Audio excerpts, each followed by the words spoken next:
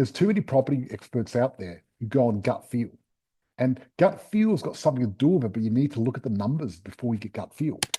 People come to Australia from different countries like China and India and places like that, and they get a dose of the lucky country, what we call the lucky country, and they don't want to go back.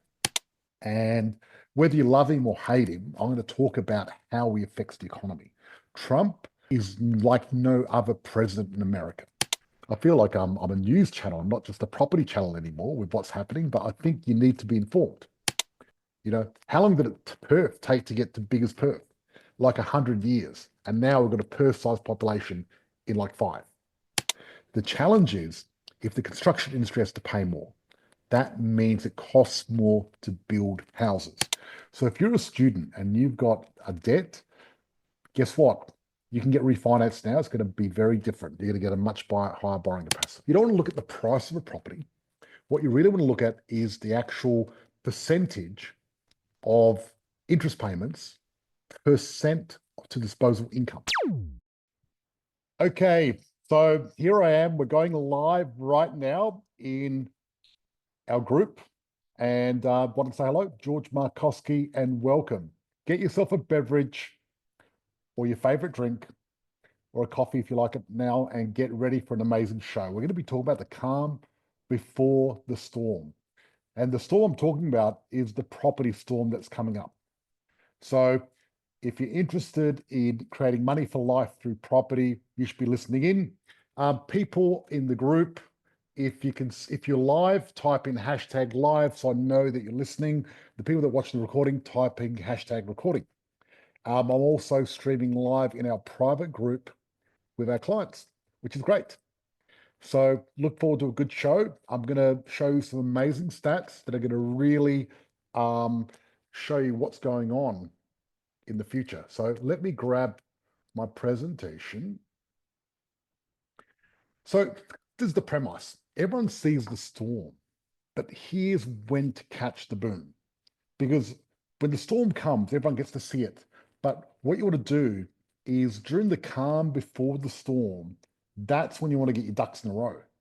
Because let's face it, if there was a big storm and you didn't have everything prepared, by the time you see it, it's too late. And the tornado comes in and rips off your roof and does whatever it does, and you're finished, right? But if you're prepared, then you can take advantage. And that's what it's about. And we're about to have a big property storm in Australia. There's a few factors involved, and what I'm going to do is I'm going to go through the different factors and show you exactly what's happening and show you some stats about what's driving this storm and who the winners and losers are. I'm going to show you exactly how to take advantage of the storm, which is pretty good. So here we go. So welcome to our weekly Thursday live, the Money for Life podcast. So look at this graph here, because I always like showing people graphs and showing them what's going on, because data is the key to knowing what's happening in the property market, because we've got these things called macro factors, and the macro factor is what's happening in the big scene.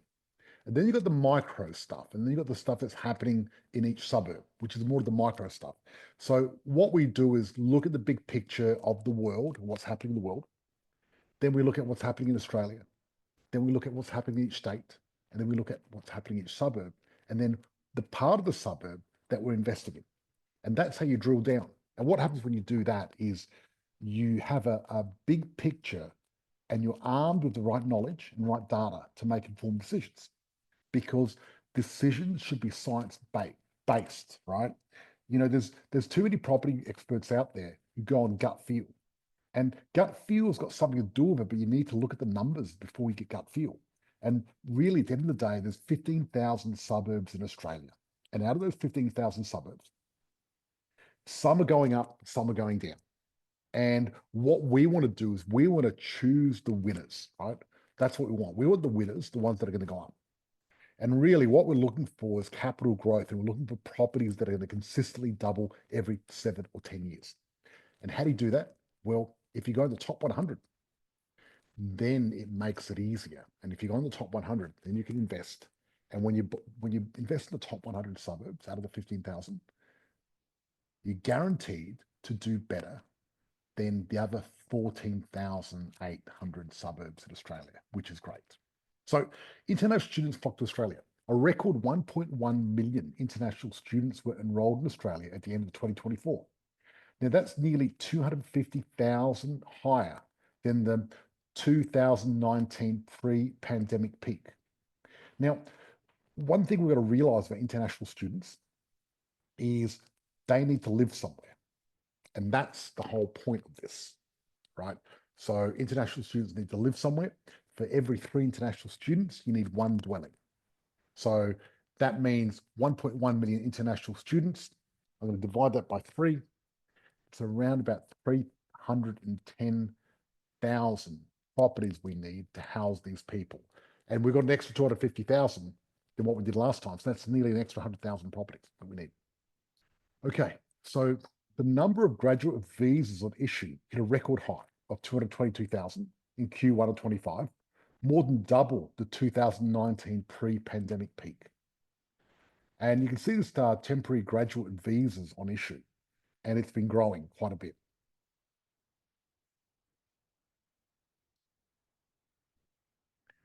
The number of bridging visas on issue also hit a record high, driven in part by former students refusing to return home. So this is the thing. Yeah, people come to Australia from different countries like China and India and places like that, and they get a dose of the lucky country, what we call the lucky country, and they don't want to go back. Do you blame them? Australia is a pretty amazing country. Interesting enough, because I've left Adelaide and I've moved to Bali, and I live in Bali now, Indonesia, and now I've left, and now Adelaide has been voted the happiest city in Australia. Now, I hope it's not a coincidence of me leaving and now it's a happy city already. I'm not that grumpy. Okay, so if you look at this, right, a change in international undergraduate enrollments. I'm going to put my glasses on because there's some fine print here that I need to read. So Australia was the only major destination to register an uptick in international student demand over the first 3 months of 2025. So you look at these, look at the Asian countries, Australia, Canada, European, UK, US, right?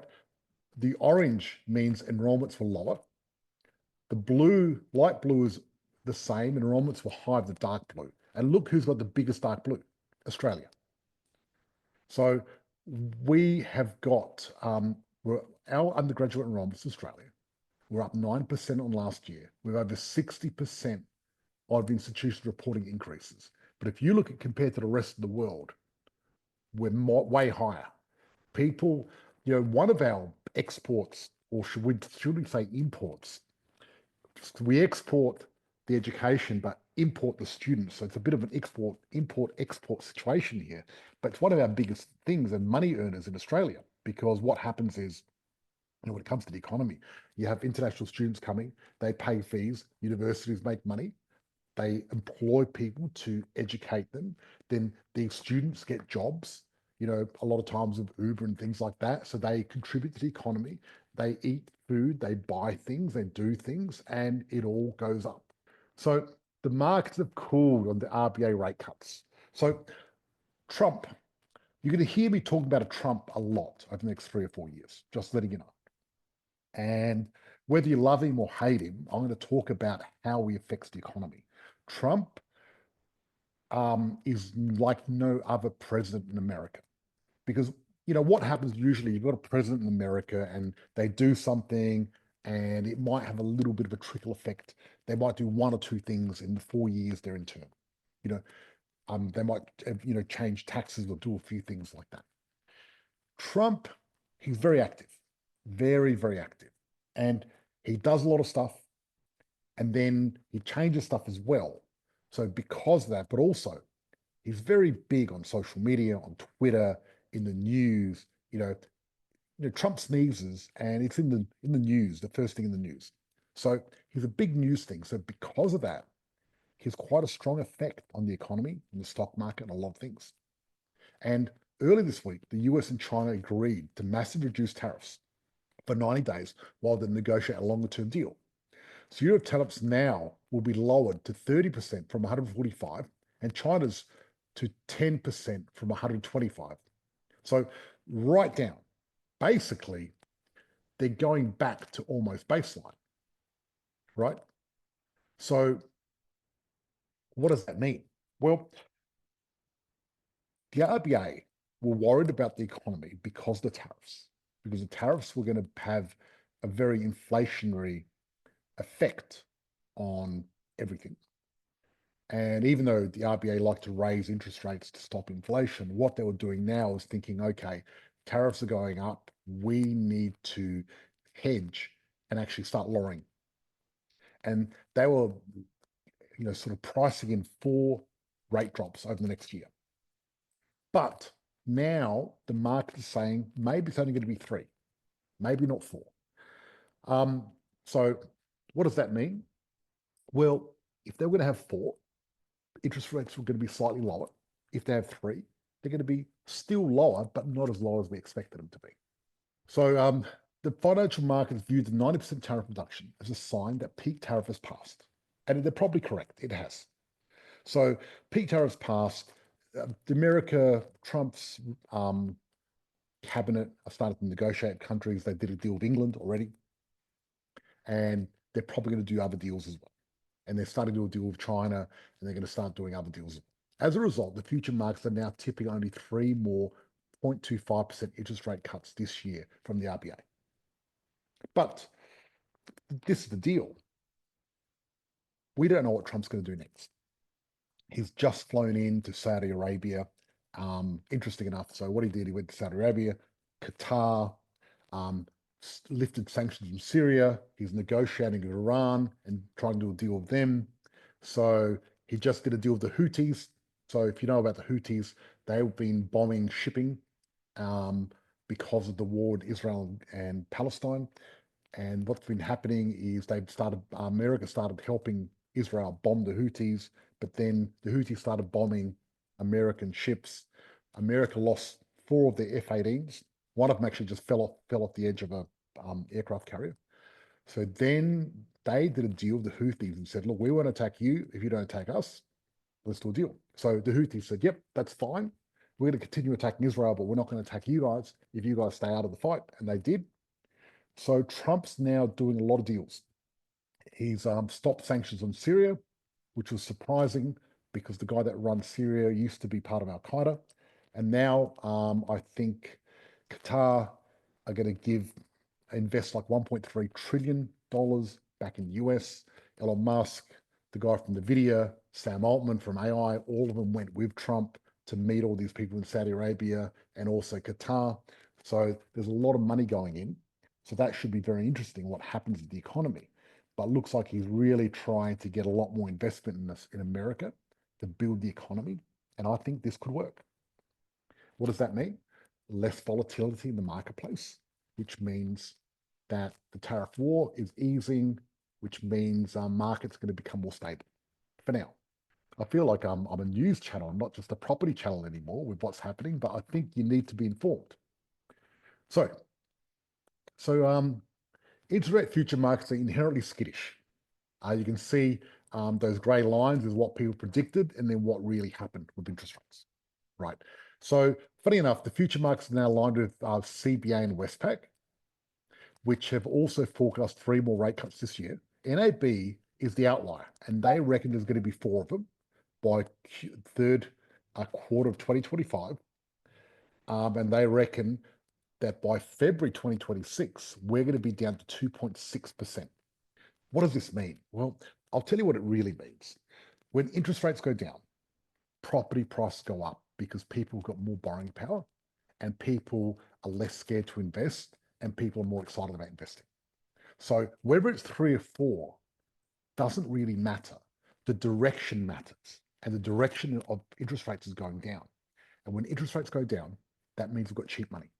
And when we've got cheap money, it means more people invest. It's actually good for the economy, but it's bad for house prices because it's going to push them up because it's going to make money cheaper so people can invest more.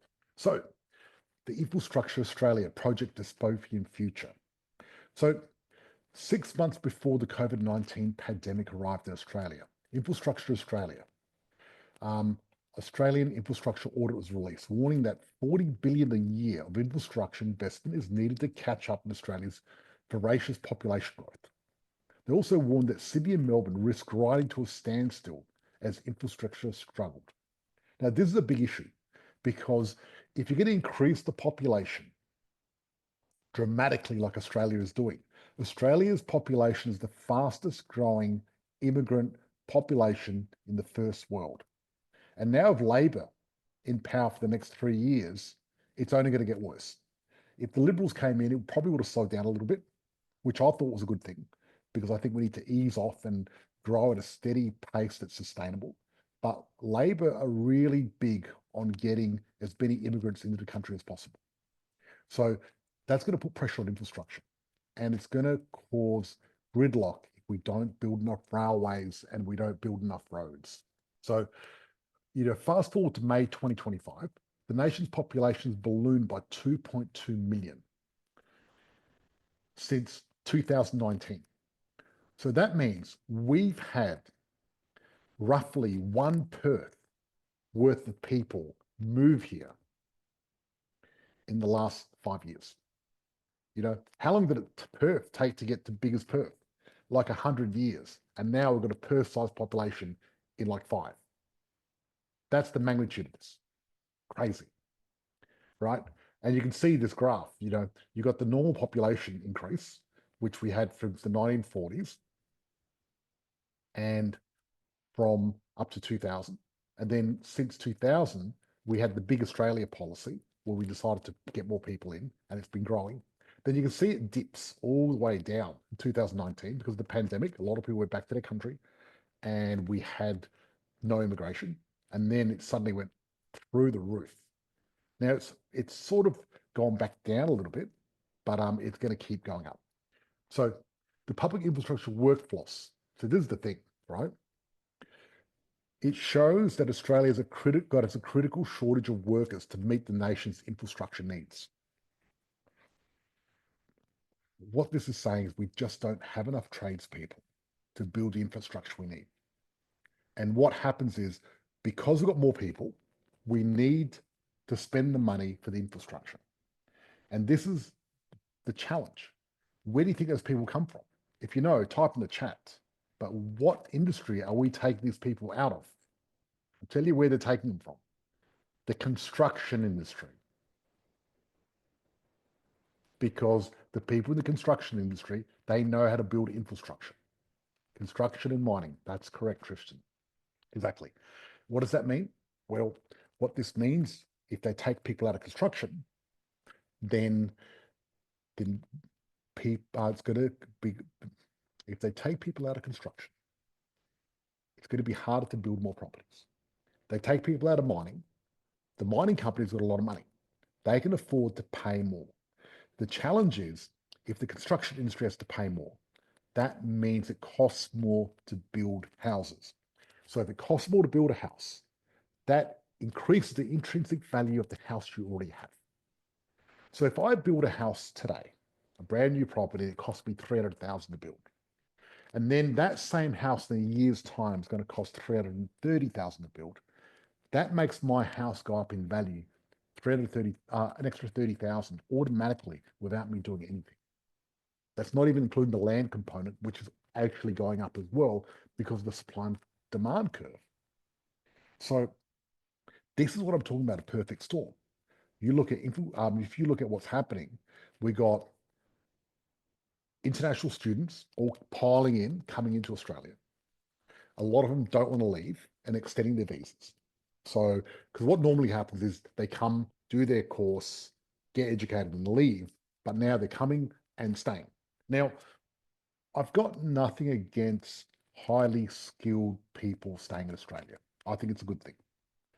It's we need to get the right demographic of the people coming into Australia, people that can really make a difference and make this country better in many ways. The thing is, then we've got the challenge of infrastructure, the pressure of that, and then the balance between, are we going to build infrastructure? Are we going to do mining? are we going to build houses? And those three things are all fighting for the same resource, and we're not replacing the resource easily because Australia's got very high standards when it comes to construction and infrastructure and things like that. So it's hard to get people from another country to just come here and work because they don't have the right ability yet, and they need to get re-educated and learn how to do it. That's the thing. So the March federal budget projected that Australia's population will grow 1.8 million over the next 5 years. The Centre for Population projecting that Australia's population will balloon by 13.5 million people over the next 40. So this 13.5 million projected population increase will be driven by permanently high net overseas migration of 235,000 annually, which is more than double the 90,000 average net migration in the 60 years following World War II. So builder failures collapse on housing supply targets. The construction sector, and we were talking about this earlier, the construction sector leads the nation's insolvencies, with now 2,795 firms going under so far this financial year, representing an increase of 24% on 2024. So you look at this graph here, you got construction, and the graph has gone up quite a bit. But have a look at this also, right? Hospitality has gone up too, right? And you look at other industries. But if you look at the difference, it's construction that's leading the charge. So the collapse of around 7,000 builders and subcontractors in the previous 3 years has sustained the development industry and is exacerbating the housing shortage. Residential construction costs in the ABS, Australian Bureau of Statistics, Producer Price Index, have risen by 43% since the start of the pandemic, right? So this is the thing, 43% increase. Have a look at this, right? I'm going to just go through a few things. Electrical cable and conduit has gone up 71%. Terracotta tiles, 68%. Copper pipes and fittings, 66%. Timber windows, 63%. Timber doors, 56%. Metal garage doors, 51%. Plastic sand has gone up. Now, you think in Australia we've got enough sand, but it's actually gone up over 50%, 49%. Clay bricks have gone up. Ceramic products, insulation, waterproofing, concrete, plaster products, paint, everything's gone up. And this is all since the pandemic and inflation. So the Australian housing supply curves are shifted to the left, increasing the cost of construction across all price points and reducing output. So you look at this median lot prices. So land is more expensive now. So used to be, if you look at here, and what I want to show in this graph, and see, so not only construction, but land's gone up quite considerably. And because of that, that's also a challenge. See, the last 10 years, Sydney, the average median plot was 325,000. Now it's 710,000. So before you know it, the average little bit of land in Sydney is going to be $1 million, right? Now, Australia has got the largest houses in the world.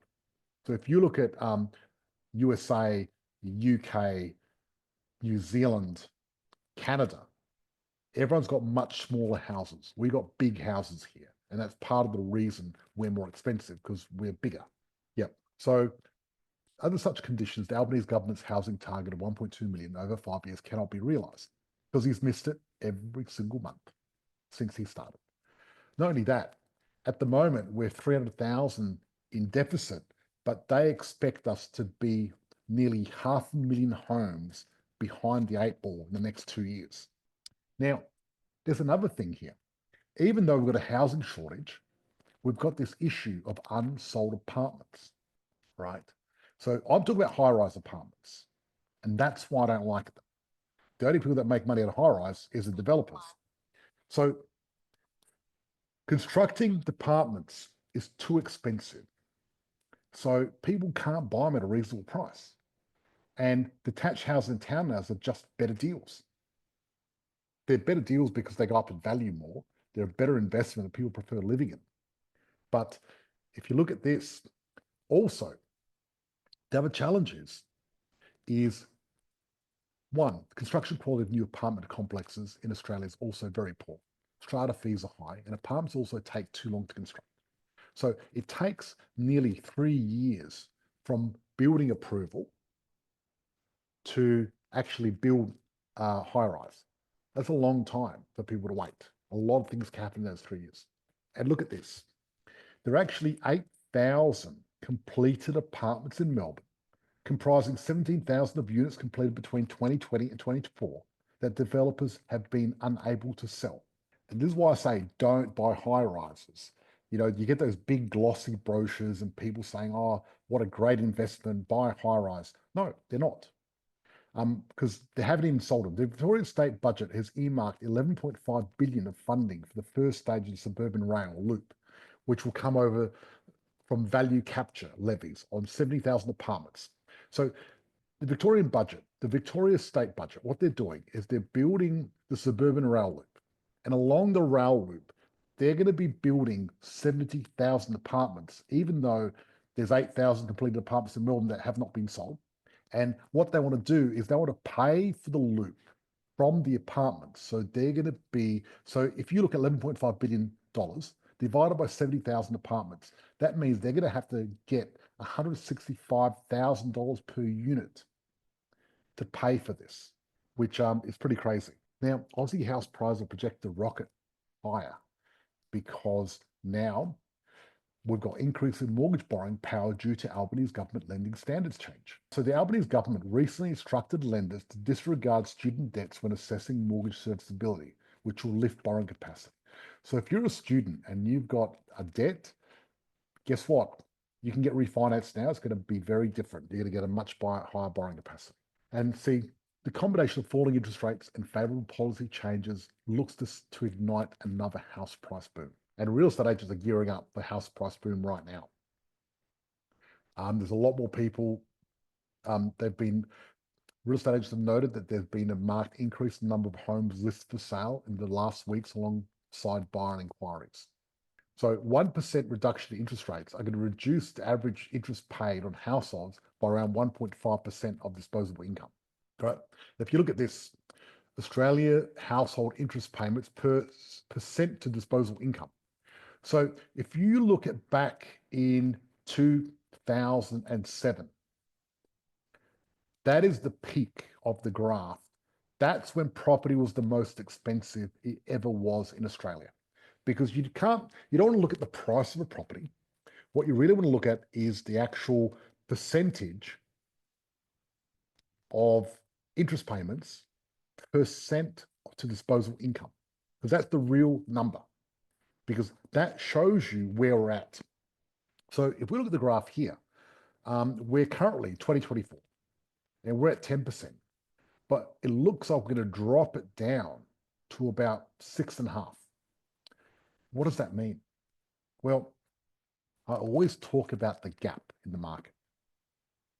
And the gap in the market is where you make your money. And if you look at 2007, you look at this, 13.5%. And if you rule a line up top here, there's a gap between where we're going to be and where we were in 2007. And that is the latitude of how far the price can go very easily. What does that mean? It means this is the calm before the storm. We've got a massive gap, and that gap's going to be filled. So it means there's lots of room for property price to go up quite considerably. Now, the Help to Buy scheme, which is coming in very soon from the Labor government, which is going to provide 10,000 first home buyers with and 40% of the purchase price of a new home and 30% for existing homes per year. That's going to make a little bit of difference too. And then they've got coming in January 2026. Mark this in your calendar, because if you've been thinking about investing in property, if you look at everything I've said, the 1st of January 2026 is going to happen when Labor allows first home buyers to have a 5% deposit. This is going to be huge. It's going to be very big, and they're going to go in and they're going to go nuts. And there's going to be a massive boom. That's when the storm hits. So you literally got from now, May 15th, June, July, August, September, October, November, December. You have 7 months to get your shit together. and invest in property and make money before the big boom that happens. And there's going to be lots of other things on the way, but this is the big one right there on the 1st of January. So for the people watching my public channel, if you want to take advantage of the boom before it happens, type in #boom and my team will reach out to you. Type it in the chat. And I'm going to go now into our private group and we're going to talk nitty gritty and work out what areas are actually going to go up and which ones, what's going to happen there and everything else like that. Thank you. Bye-bye.